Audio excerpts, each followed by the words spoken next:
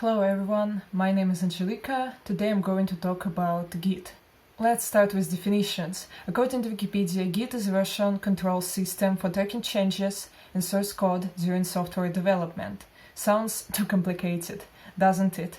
Honestly, I even lost my breath pronouncing all of that stuff. But I would love to give you an alternative statement. Git is a version control system. Are you a perfectionist? When I implement something, I want to make it the best way I can. When I've done all of the movie search tasks, I understood that I can unite some functions. It can make a lot of sense, but not when it's only 2 hours before the deadline. Obviously, I end up with not working code, and I had to return to the previous working version of my program. You could think I could use Ctrl+Z, but it kind of has limits. So I used Git. Imagine a computer game. For example, The Witcher 3 Wild Hunt. A famous one, actually.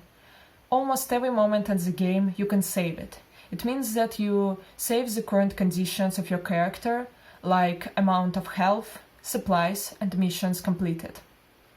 After that, you can continue playing, do some crazy stuff. For example, on this slide, I attacked a group of monsters. Actually, I did a really stupid thing, because their power is bigger than mine, like double times. Fortunately for me, you can just pause the game, press the load button, choose saved game, and it will return you to the conditions you had at that moment when you saved the game. Here you actually can see some kind of a pattern. You save something, you go bananas, you load something. Now let's use this knowledge on Git. Git has a command called git commit. As you can see on the current slide, I did some code. I used an unknown command git status. I'm going to explain it to you later. And after that, I used git commit to save my code. This saved code is also called snapshot. After that, I changed my code. I even deleted it in the end. But I used the command git reset hard to return to my snapshot. Actually, there are different ways to load your code, but I'm not going to talk about them in this presentation. There's actually, I will call it, a plan about how to save your code. In the beginning, you use git status to see what files you've changed. To be honest, it's optional. After that, you use git add name of the files to tell Git to start tracking them, like a watchdog. Also, you can use git add dot to track all of the files. An important part, only after that, you use git commit flag m, name of your commit between quotes. I have another story about Git. It's actually a story about how not using Git made my life worse. In the beginning of the JS Frontend course by Rolling Scopes, I had to make my own CV. And there was a section about code examples. I was very excited, because finally I had an opportunity to show all of the projects I made before. So I opened my computer, and I spent about an hour losing my time by opening and closing literally hundreds of repositories on my computer. And what do you think I found? Almost nothing. Some of the code examples I lost because I had to change my computer some years ago, and some of them were really hard to find. It's actually the case where using Git could kind of save my life. Git allows you to save your code, but it's not just it. You can use Git together with a web server such as GitHub or GitLab to store your code outside of your computer. In this case, that repository on the web server is called a remote repository. Here are the main commands to work with a remote repository. The first one is git push. It allows you to send your code to the remote repository, but before using it, remember to commit your code. Git pull is an opposite command. When you use it, you are getting your code to local repository from a remote one.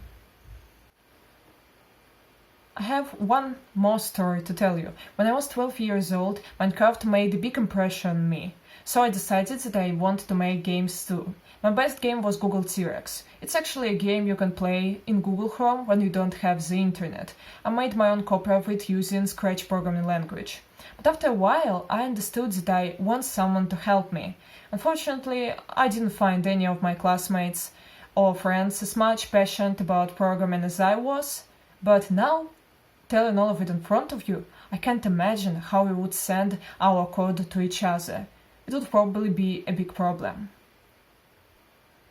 Git deals with it in a really elegant way. There is a thing in Git called a branch. Let's look at the scheme on the slide. It looks like a tree, right? Let's imagine that you are making a calculator app and you've done all of the design of it in a blue branch. After that, you need someone to make an algorithms of calculation. Your friend comes and makes a copy of your code at that moment, which he changes in a new purple branch. After that, you can add some animations to the buttons and understand that you want them to be even better, so you ask your another friend to help you. The second friend comes and makes the copy of your code at that moment, which he changes in a green branch. When your friends finish, they ask you to merge their branches in the main one. Git adds only a new code to the main branch. Here we again have a pattern of working with branches. First of all, you need to get changes on the main branch from a remote repository. In order to do that, you use git checkout name of your branch and do git pull to fetch changes.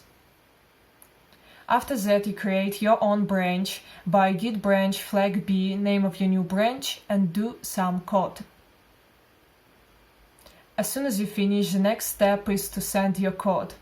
You use git push to do that. After, you go to the web server and create a new merge or pull request. The web server will compare your branch and the one you chose to merge in and add to the last one only a new code. The last thing I want to tell you is that the first impression of Git can be bad. But remember the first time you started learning a programming language. It was hard, wasn't it? But now I believe you are good at it. So will you at Git. Here on this slide, if you want to hire me to the Google company, you can find information about me. That's it. Now it's time for your questions, but obviously because it's a video on YouTube, you can write them below in the comment section. Press like button, subscribe to the channel, bye!